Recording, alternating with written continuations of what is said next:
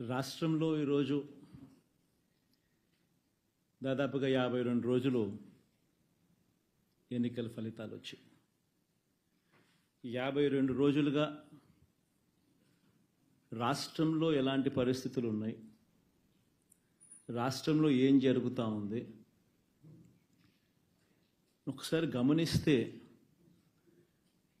రాష్ట్రం పురోగతి వైపు పోతా ఉందా లేకపోతే రివర్స్ డైరెక్షన్లో పోతా ఉందా? రాష్ట్రంలో ఉన్న ప్రతి ఒక్కరూ కూడా ఆలోచన చేయాల్సిన అవసరము చాలా ఉంది. రాష్ట్రంలో ఈరోజు హత్యలు జరుగుతూ ఉన్నాయి, అత్యాచారాలు జరుగుతూ ఉన్నాయి, ఆస్తుల ధ్వంసం జరుగుతూ ఉంది. ఎక్కడ చూసినా కూడా ఎవరైనా కేసు పెట్టడానికి పోతే ఫాల్స్ కేసెస్ రివర్స్ విక్టిమ్ మీదనే పెడతా ఉన్న పరిస్థితులు, పోలీసులు ప్రేక్షక పాత్ర పోషిస్తూ ఉన్న పరిస్థితులు, ప్రశ్నించడానికి ఏ స్వరం కూడా ఉండకూడదు, బయటికి అడుగు పెట్టకూడదు అన్న దృక్పథంతో ఈరోజు అణిచివేసే ధోరణితో ఈరోజు ప్రభుత్వం పరిపాలన కొనసాగిస్తూ ఉంది. నిజంగా చూస్తే చాలా బాధ కలిగించే విషయాలు ఇవన్నీ కూడా. ఎక్కడైనా కూడా ఒక ప్రభుత్వం ఏర్పడిన తర్వాత ఒక ప్రభుత్వం 12 నెలల పాటు ఒక బడ్జెట్ ప్రవేశపెడుతుంది. ఆ బడ్జెట్ కూడా 7 నెలలు 12 నెలల కాలంలో ఏకంగా 7 నెలలు రెగ్యులర్ బడ్జెట్ కూడా ప్రవేశపెట్టలేని అధ్వానమైన పరిస్థితిలో ఈ ప్రభుత్వం ఉంది అని అంటే 12 నెలల కాలానికి ప్రవేశపెట్టే రెగ్యులర్ బడ్జెట్ ప్రవేశపెట్టాల్సింది పోయి ఆ 12 నెలల కాలానికి సంబంధించిన కాల వ్యవధిలో ఏకంగా 7 నెలలు ఓట్ ఆన్ అకౌంట్ బడ్జెట్ మాత్రమే ప్రవేశపెట్టే అధ్వానమైన పరిస్థితిలో ఈరోజు రాష్ట్రం ఉంది అని అంటే రెగ్యులర్ బడ్జెట్ ప్రవేశపెట్టే ధైర్యం కూడా చంద్రబాబు నాయుడు గారికి లేదు అని అంటే ఎంతటి దారుణమైన పాలన సాగుతూ ఉంది అని చెప్పడానికి ఇదొక గొప్ప నిదర్శన. నిజంగా రెగ్యులర్ బడ్జెట్ అంటూ తాను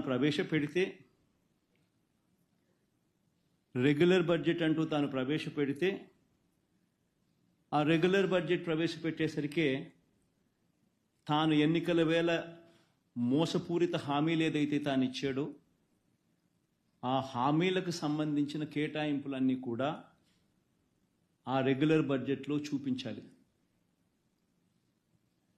ఆ రెగ్యులర్ బడ్జెట్లో తాను సూపర్ 6 అంటూ సూపర్ 10 అంటూ తాను చేసిన ఆ మోసపూరిత హామీలకు సంబంధించిన కేటాయింపులు బడ్జెట్లో కనపడకపోతే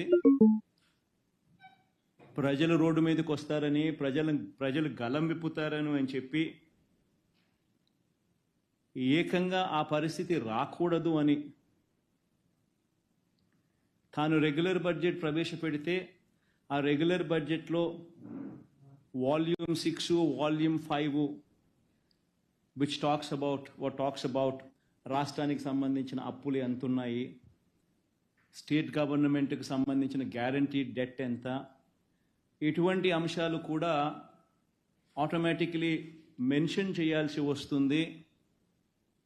ఒకవేళ మెన్షన్ చేస్తే తాను అబద్ధాలు చెప్తా ఉన్నటివన్నీ కూడా ప్రజలకు తెలిసిపోతుంది అని అది కూడా చేయలేని అని కూడా ఇంకొక కారణంతో ఏకంగా రెగ్యులర్ బడ్జెటే పెట్టకోకుండా చంద్రబాబు నాయుడు గారు దాటవేస్తూ ఉన్న ధోరణి. నిజంగా ఎవరైనా కూడా రెగ్యులర్ బడ్జెట్ ప్రవేశపెడితే పథకాలకు సంబంధించి మేనిఫెస్టోకు సంబంధించి ఆయన ఇచ్చిన హామీలు ఏమిటి, ఆ హామీల మేరకు ప్రజలందరూ ఎదురు చూస్తూ ఉంటారు. ఆ పథకాలన్నీ అందులో ఉన్నాయా, ఆ పథకాల డబ్బులు మాకు వస్తాయి అని చెప్పి ఎదురు చూస్తూ ఉంటారు. అవన్నీ కూడా మోసపూరిత హామీలని ప్రజలకు తెలిసిపోతాయి అని రెగ్యులర్ బడ్జెట్ కూడా కనీసం పెట్టకుండా దాటవేస్తా ఉన్న ధోరణి. ప్రజలెవరూ రోడ్ల మీదకి రాకూడదు అని భయానక వాతావరణం, ఫియర్ సైకోసిస్ క్రియేట్ చేస్తూ రాష్ట్రాన్ని ఏకంగా అత్యాచారాలు, హత్యలు, కొట్టడాలు, ఆస్తుల ధ్వంసాలు వీటి అన్నిటితో భయానక వాతావరణం క్రియేట్ చేస్తూ ఉన్నారు. నేను అడుగుతా ఉన్నాను ఒకటి, ఇలాంటి దారుణమైన పరిస్థితులు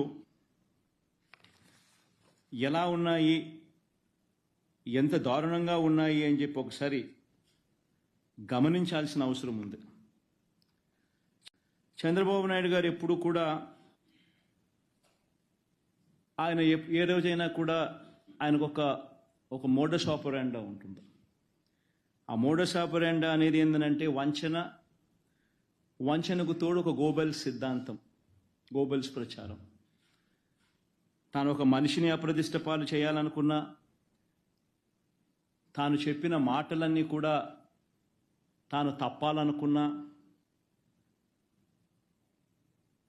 ఒక మోడస్ ఆపరాండా అనేది తాను ఎప్పుడు కూడా ఫాలో అయ్యే కార్యక్రమం. ఆ మోడస్ ఆపరాండా ప్రకారం ముందుగానే తాను ఒక కథను సిద్ధం చేస్తాడు. ఆ కథను తాను చెబుతాడు. తన ఈనాడు, తన ఆంధ్రజ్యోతి, తన TV5 తనకు సంబంధించిన ఈ మీడియా సామ్రాజ్యాన్ని ఉపయోగించుకొని ఆ కథను ముమ్మరంగా ప్రచారం చేస్తారు. వరుసగా ఆ కథనాలే వచ్చేట్టుగా చేస్తారు. దాని మీద డిబేట్లు కూడా పెడతారు. మంత్రుల నుంచి కింద స్థాయి వరకు కూడా అయ్యే మాటలే మాట్లాడిస్తారు. మాట్లాడించిన తర్వాత ఆ డిబేట్లలో ఉన్న ఒపీనియన్స్ ఇచ్చే వాళ్ళందరూ కూడా వీళ్ళ మనుషులే, వాళ్ళు కూడా అవే ఒపీనియన్లు వచ్చేట్టుగా చేస్తారు. చేసి చివరికి ఏమంటారు, రాష్ట్రం క్లిష్ట పరిస్థితుల్లో ఉంది కాబట్టి చంద్రబాబు నాయుడు చేసే ఈ పని జస్టిఫైడ్ అని చెప్పి దాన్ని మళ్ళా వీళ్ళంతకు వీళ్ళే రాటిఫై చేసుకుంటారు. ఎగ్జాక్ట్గా ఈరోజు ఇదే జరుగుతూ ఉంది. చంద్రబాబు నాయుడు అనే వ్యక్తి ఈ మోడస్ ఆపరాండా సొంత మామ ఎన్టీ రామారావు గారిని వెన్నుపోటు పొడిచి ఆయన పార్టీని లాగేసుకున్నప్పుడు ఇదే మోడస్ ఆపరాండా. అప్పుడు పాపం లక్ష్మీపార్వతి గారిని నాశనం చేసేశారు. చంద్రబాబు నాయుడు గారు బీజేపీతో పోవాలనుకున్నప్పుడు ఇదే మోడస్ ఆపరాండా. బీజేపీని మళ్ళీ తన్నేటప్పుడు కూడా మళ్ళీ ఇదే మోడస్ ఆపరాండా. సిమిలర్లీ ఎన్నికలప్పుడు వాగ్దానాలు ఇచ్చేటప్పుడు ఇదే మోడస్ ఆపరాండా. ఎన్నికలలో వాగ్దానాలు ఎగరగొట్టేటప్పుడు కూడా మళ్ళీ ఇదే మోడస్ ఆపరాండా. ఈరోజు ఇదే మోడస్ ఆపరాండా మళ్ళీ కొనసాగుతూ ఉంది.